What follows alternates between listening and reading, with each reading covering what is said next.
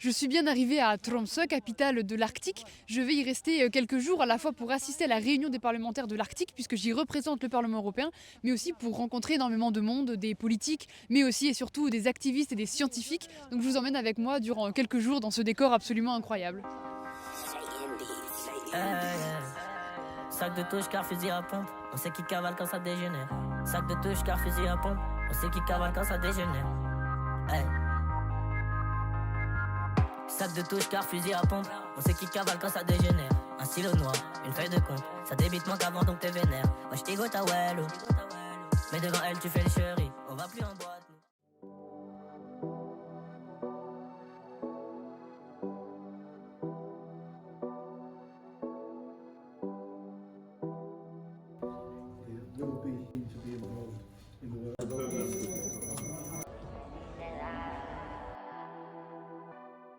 Indigenous peoples, and it's both Inuit in different places around, both in Greenland, in Canada, or in Alaska, but also the Sami and all that covers the different areas that you cover. I'm a French MEP from the European Parliament, so I still identify as a woman. I'm 25, so maybe I can't help you so much about Arctic, but I'm really happy to learn about it and to listen to you.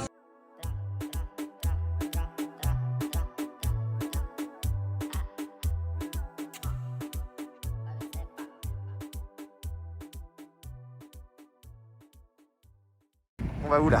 Donc là on va au Fram Center, donc c'est un centre scientifique qui regroupe tous les organes scientifiques. Donc ils travaillent tous à cet endroit-là, donc on va pouvoir visiter le centre. D'ailleurs ce matin on était déjà avec des scientifiques, notamment Heidi Sevestre qui est une glaciologue française, mais on a aussi rencontré d'autres scientifiques et donc là on continue.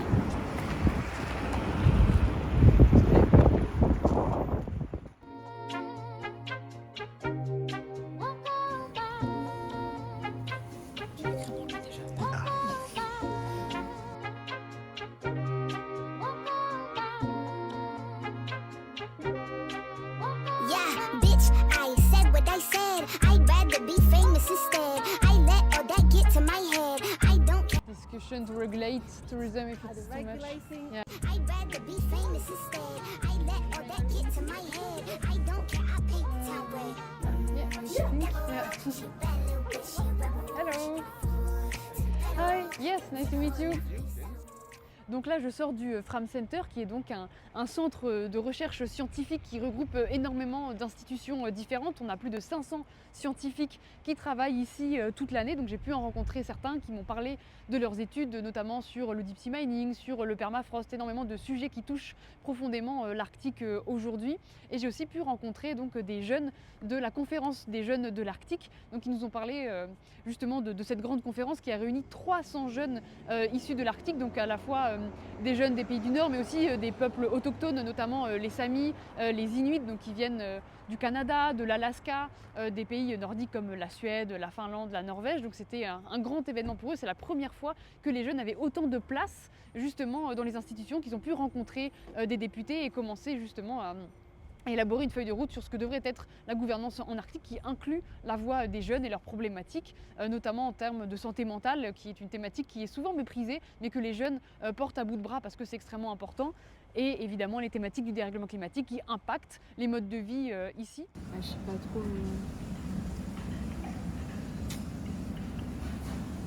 Non, du coup, c'est hyper intéressant parce que quand on se dit qu'on doit travailler sur l'Arctique, bah, quand tu t'y rends, tu comprends à quel point c'est hyper important et qu'en vrai, on n'en parle pas assez au niveau de l'Union européenne. Alors que dans les années à venir, c'est quand même là que tout va se concentrer en termes d'enjeux géopolitiques, environnementaux Et humain. et humains. Jamais personne ne parle du dernier peuple autochtone d'Europe. Oui, les Samis, il y en avait beaucoup qui étaient là. Le président du conseil Sami notamment, Oui. Père Olof. Tromsø n'est pas la capitale de l'Arctique pour rien. Au cœur de la région, elle regroupe des centres scientifiques et de recherche cruciaux pour l'avenir. Tant en termes de géopolitique, d'énergie, de climat ou de biodiversité, l'Arctique va être au centre des préoccupations mondiales dans les années à venir et toutes les données scientifiques seront utiles à sa protection. Mais l'Arctique n'est pas une zone morte, ce n'est pas seulement un espace à protéger, c'est un lieu de vie avec des peuples autochtones qui y habitent depuis des milliers d'années et qui se battent pour empêcher sa destruction. Nous devons aider à faire entendre leur voix, car si l'Arctique cède, c'est la planète entière qui en subira les conséquences. En tant que parlementaire franco-suédoise engagée sur ces sujets, je profiterai de l'année qui vient pour mettre en lumière tous ces enjeux et participer à protéger l'Arctique des ravages de l'ère capitaliste. Like, come on, put your body on mine, mine, mine, mine.